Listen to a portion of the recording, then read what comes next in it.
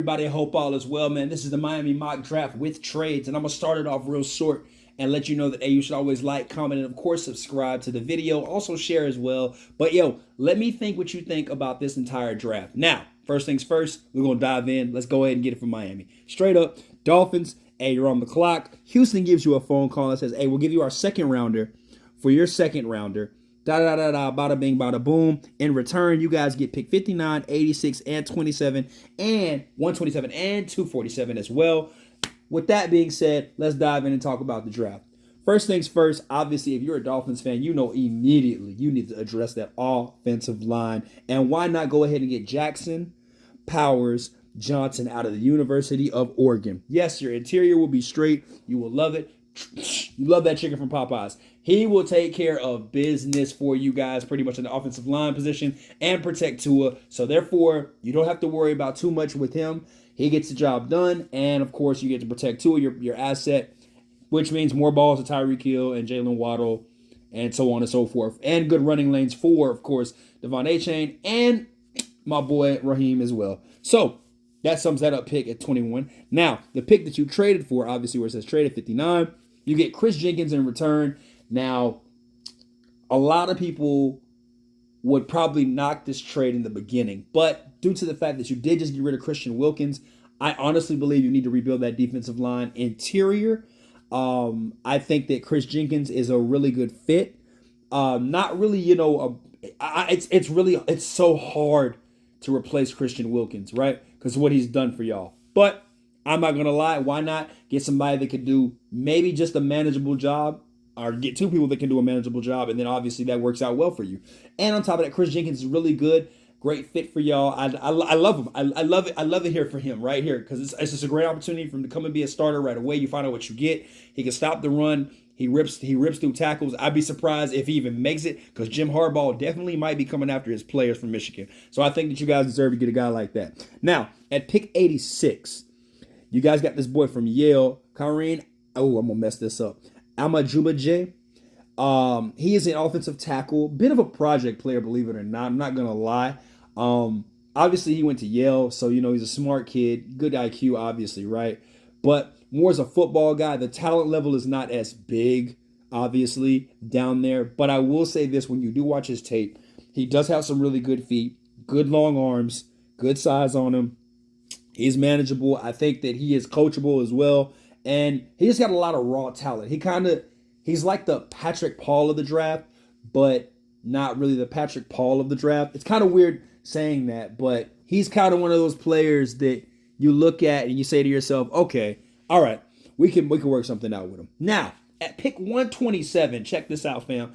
I got Kalen King out of the University of Penn State coming here to you guys to help out your boy, Jalen Ramsey, which is going to be perfect because I think Kalen King's stock has been dropping, which is really good for a lot of teams because I see Kalen King doing so much more than what the media is saying about him. I think he's a great fit for, of course, obviously, the great Miami Dolphins. And when I say that, I think that he can play the slot, he can play the two, he can play the second receiver on the field. I just really like the fact that he can do a lot more than what people, give him credit for, obviously. So Kalen King is a great fit for me. With that being said, Bura Braid,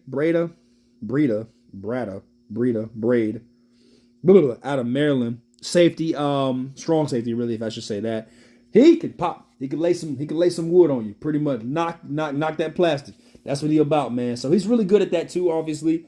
Not too much really on this player due to the fact that he did play for Maryland and he was one of the bright spots on the defensive side of the ball, which is respectable, I guess. It's not like he was amazing, but he did hold his own. He did a good job. I do think that he will help your secondary out due to the fact of just good. He's a ball hawk. What most safeties are nowadays when they're playing 7-on-7, they're just really a ball hawk.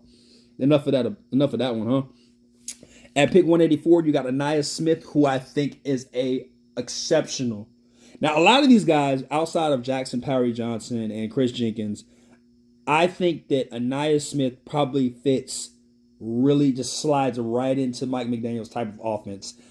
This guy is a punt returner, exceptional punt returner, kick returner. He's also a great receiver too as well. So he kind of does it all. And with that being said, adding him to help out with Jalen Waddle, Tyreek Hill, and now don't get it twisted.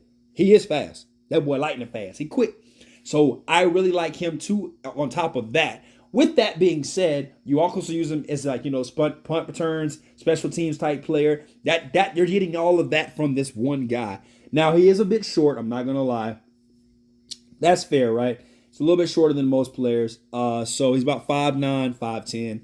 But that shouldn't stop you from looking at this guy pretty much if you're a Dolphins fan.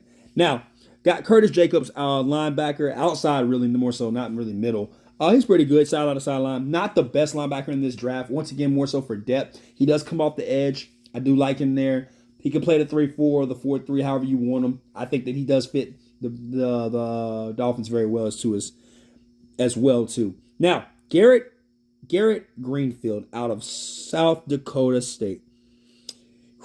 Where do I start with this guy? The great thing about him is the fact that he does play offensive tackle, and he will slip. He will fall in this draft. He is like the Kyron out of Yale, but I think that this guy can come in, and he does go in for depth. But because of where he played college ball at is the reason why he's going to be falling back. But I do believe that he is a sleeper in this draft for the Dolphins.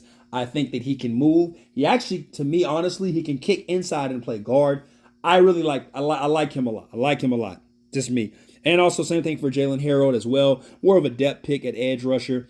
Not like in the leather mocks that I had, which you guys get in Nelson Caesar and stuff like that. I think he's more solidified to come to more of a just depth kind of guy, a rotational player. That's pretty much what he's going to be for you guys. With that being said, Dolphin fans, if you stuck this far, this long in the video, let me know what you think. As always, hit the like button, comment. If you don't like it, please just say it, and then I'll ask you why, because I'm going to ask you why you don't like it. So be ready for that. And it is what it is. Yo, peace.